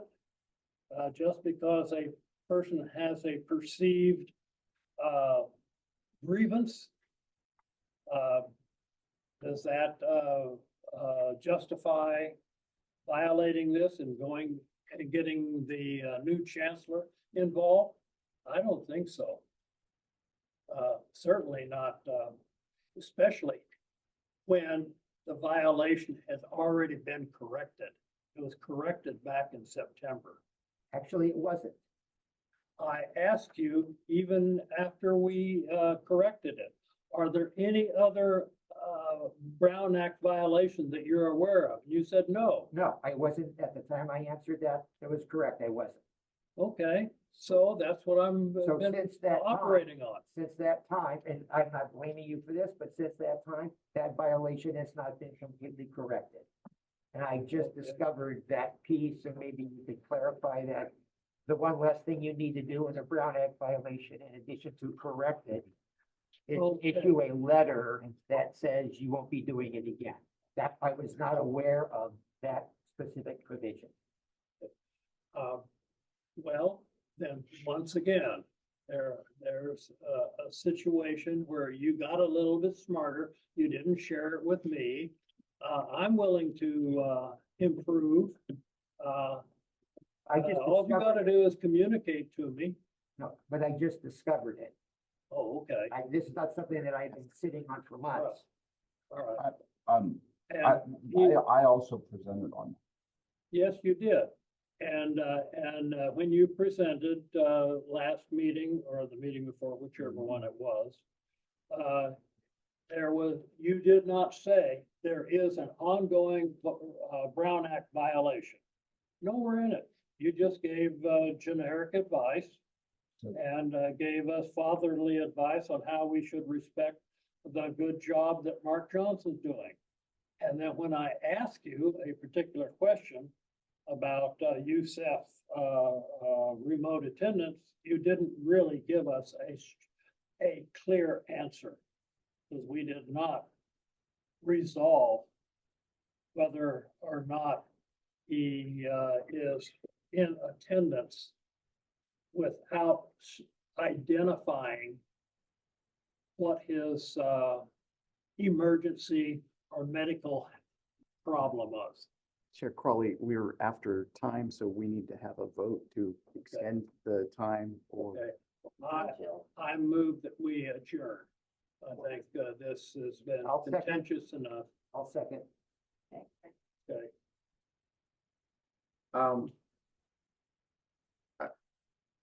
Are we allowed, Are you going to say something while we're still in the meeting or this after? the still in the meeting, do we still have an open Brown Act violation? Yes or no? I frankly, I'm really tired of it. The It's last, been going on for months and months and months and months, and I didn't come here to be a part of a committee that's gonna be hung up on a Brown Act violation that I didn't even believe was, and I still don't actually, and it has been corrected. And we're still talking about it, and I don't know why, and I want it to stop. So is there a Brown Act violation currently, yes or no? And what are the steps to correct it? And I really don't want to hear about it again, personally. the last step you need to take is to issue a letter that says you're not gonna commit the same violation. Great, then and you who are can done. issue that? You guys, Well, who's you guys? Because I don't know who's in The control committee. at this point. the committee, Was the official complaint sent to all of us? I don't know. So, Well, I mean, if we're just gonna have a discussion about it and continue the meeting, I'm fine with doing that. I'm gonna go with the majority. But I'll just say, like, overall, there's a whole lack of decorum in general from a whole bunch of members. It's not just one particular person. There's dysfunction all around. There's people that have their own agendas and, you know, people conduct meetings differently. All right, and just because somebody doesn't conduct a meeting the way you want it to conduct it, doesn't mean that you get up and go.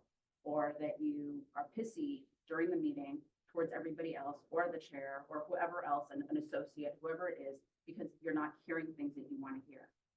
If Marcus is voted in his chair, there's things we like, we don't like, you go along. He's got the chair seat. That's what it is. The bottom line is we have an agenda, as Andrea has pointed out many times, of what our goals are. That's what it is at the end of the day. I don't appreciate hearing that like a violation was filed with the Peralta board, the committee here, and that the rest of the members weren't privy to that. Where was our communication as the rest of the board members to that? Are we not part of this board? That is completely, where's the code of conduct in that? I'm sure there's some responsibilities that have to be put out to us as fellow board members. So I don't like hearing that. That doesn't make me feel good. That doesn't make me feel respected and listened to and counted. So overall, I'm just like really disappointed with a lot of behaviors in here. And yes, I'm still fairly new, but I really hope everybody has a mind shift and stops getting on their petty high horse and understand that not everybody is going to conduct business the way that you do. And that's okay. Because at the end of the day, we're still trying to get the same goals done. So that's my piece. Yeah, thank you. And also frankly, I don't, sorry, through the chair, I don't really want to be a part of a committee if we're just constantly having violations. This is all of our reputations in this room for being on a public body. So let's clean this up and move on. Otherwise, I'm resigning. because I don't want to be part of a committee that has countless violations against it, because that goes on my reputation as well. And I've been serving Oakland since 2001 on various committees. And frankly, I've never had meetings like this, ever, on any of them. I was chair of the Budget Advisory Committee for the city of Oakland. Never had meetings like this. And if you heard Ben say, like, he doesn't think we violated, I don't think we violated. So would you like us to create a letter disputing what you see as a violation and continue this pettiness going on and on and on? No, it should have been a discussion item. It should have been brought forward to everybody. We should have all discussed it, indeed come to the conclusion, and then decided if we wanted to move that forward. Okay, so So who can write this letter? I'm not even sure what the violation that he's talking about, but maybe the lawyer can send me a memo that outlines what violation, this surprise violation, and then we'll at least know what they're talking about. Mark, Well, it should be in the minutes. Yeah, I was We just did gonna have a point out revote. that the original agenda that I sent to the chair and the co-chair had approved the agenda, approved the minutes, presentation by the auditor, and selection of the subcommittee to draft the annual report from this committee, really focused on the work of this committee. That's all. That was the original agenda that we had proposed. Are you talking about for tonight? Yeah. Yeah, I've never received it. Well, I already told you that I have a problem with my outlook or your communications but the only agenda that I'm aware of is the one that you sent out. Okay. So This is, can I make a proposal? Yeah. Is Yes, the letter should reflect on what we did to correct the Brown Act violation, which was, there was a change in the, you know all this stuff, Andrea, better than I do, but there was a change in Zoom meeting protocols and attendance protocols, all that stuff. I mean, this is all a COVID related issue, which is, I think most of us are aware of what the Brown Act is, because most of us have served on public bodies before, but because of COVID, there was some changes due to attendance. So if we were in violation of that, we are now working diligently to stay in compliance with this new Brown Act violation in regards to attendance. We had a revote on our chair, and we promise we will adhere to the new attendance guidelines. It's a very simple letter, and we can all move on. well, I mean. I think we can. Yeah, but so are we still in a meeting or we're just having a conversation Okay. technically? We've got a motion. I mean- There's a motion. Huh? There's a motion on the table that's been seconded. oh, We Okay. need to take action on that motion. Okay, okay. So the motion is we adjourn. no, oh. Yeah, Yes, the motion that is to meeting. adjourn the meeting because it's 7:39. And that was So- Jeff and Jill, right? Yeah, so that all that conversation about a memo and all that drafting the letter, that doesn't count. we haven't voted. Oh, that doesn't count because we adjourned. I We don't haven't- know. We haven't adjourned. We haven't adjourned. It's not, We have to- it's not an action item. We don't vote on. You know, I mean, we can understand and agree, but voting, I thought that was, I don't want to violate other aspect of voting on something that's not an That we were action voting to item. adjourn or not. So, Oh, we did. Yes, we did.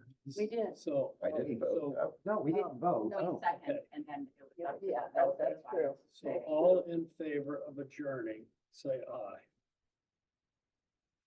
Okay, then we will not adjourn. So, all in favor of continuing the meeting, say aye. Aye. We need a second. Second. Okay? Say aye. Guys, Aye. So can we move on to the next item? And New business. New business, yes, new business. Okay. The next. So it should new business be a letter A response. response To the complaint. to the complaint that we're gonna adhere to attendance and voting procedures based on the new updated Brown Act. Jeff, could I ask you from your perspective,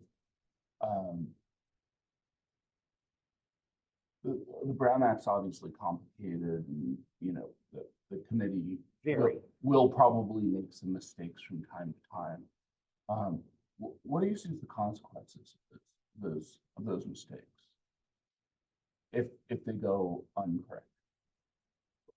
Which mistakes? Which one are you? Brown Act violations, for example, you know, not perfectly following the remote meeting rules.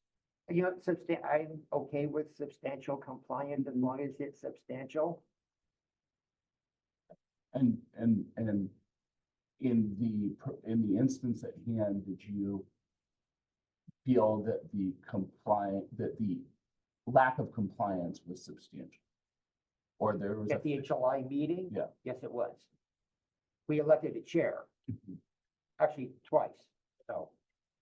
And so the remedy, I guess, is twofold. One is to elect the chair with a quorum properly established who can vote, and two, to issue the letter pursuant to the Brown Act that says we're not going to do this, so that everything's put away. Right, And which we did do. We did the September meeting. right, so you did the first, and now there's a short letter to be written, and then everybody can sort of move on until the next time it happens, when the remedy is going to be basically the same. Yeah, which we were not aware of until you made your presentation last meeting that said, and you have to send a letter. And I went, oh, like, oh. So I'm happy to provide a form or draft or whatever of the letter, which is going to be short and sweet and not have anything going, just, you know, and then that can be put on file. Okay, I have a quick question though. So this is a request as one voting member. Is all I've heard for the last 2-3 months since the vote is we are still in violation of the Brown Act. We are still in violation of the Brown Act. That is really scary to me. And had I known it was a corrective letter action, and that's it, I would have felt way more comfortable all this time. Because it should have been fairly easy and straightforward to just get this over with. Instead, all I've heard is this like umbrella threat of Brown Act violation. Brown Act, we're still not in compliance. And I called him. I said, "What is this Brown Act violation? I'm super frustrated." And he said, "I'm not sure."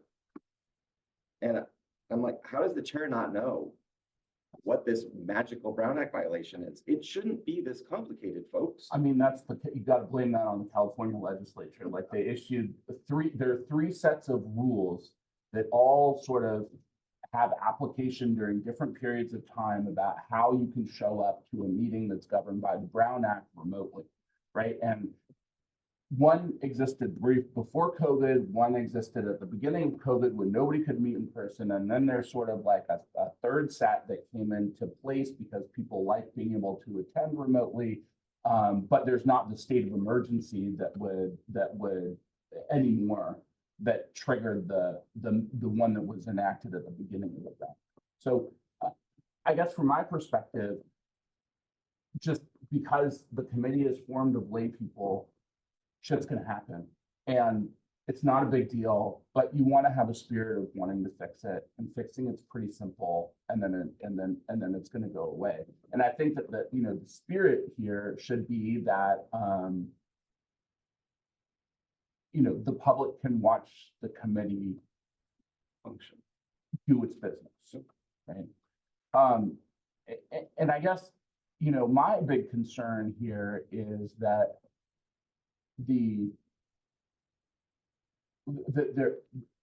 that it was clear, and I don't think that there's anything wrong with it, that like the committee and maybe even staff hadn't fully digested all of the Brown Act rules during COVID. And we were like, well, maybe we should do like a presentation, just like these are the rules, right? And when there's pushback on that, or if there's pushback because you want to adopt your own bylaws, but the bylaws that you're currently under say explicitly that you can't do that, then it seems to me as though we have sort of an operational issue. And if we go, hey, you know, this is what the bylaws say, and you say, oh, okay, so what we need to do is go to the board and say, we want to make these changes, we make them, fine, then we're done, right? And I totally agree with all of you that this obsession with process is kind of a waste of time, because what you're really supposed to be doing is looking at how the district's spending money, looking at the bond measure, going, this looks right, or this doesn't look right, and then reporting out to the public. So, I think that most of our conversations about the Brown Act sort of imply that there was either some egregious act, and maybe the election without, with the video was an egregious act. But anything else has been a good faith actions, and let's evaluate it as that regular citizens doing their damn best, and they make mistakes, and so let's stop beating the dead horse. 100%.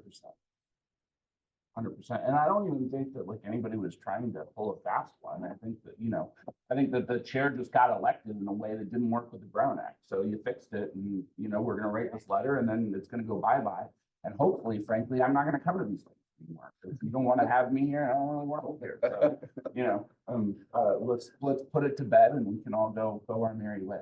Okay, so So new businesses. write your letter. memo and send it to me so that I don't have to dispute all of the chancellor's facts one by one.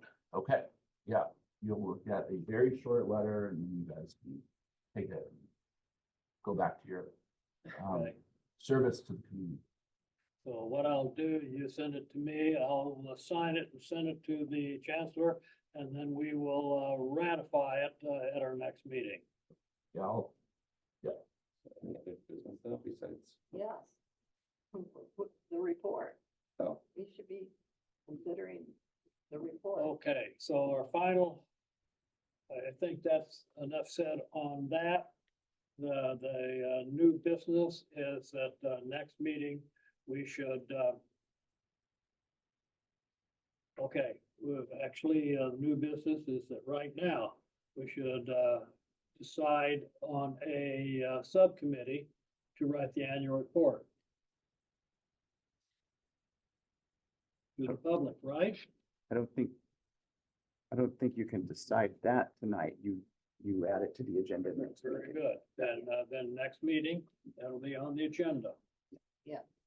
Okay, And also presenting the report, the report that's sitting by the bylaws should have gone to the trustees. which bylaw is that?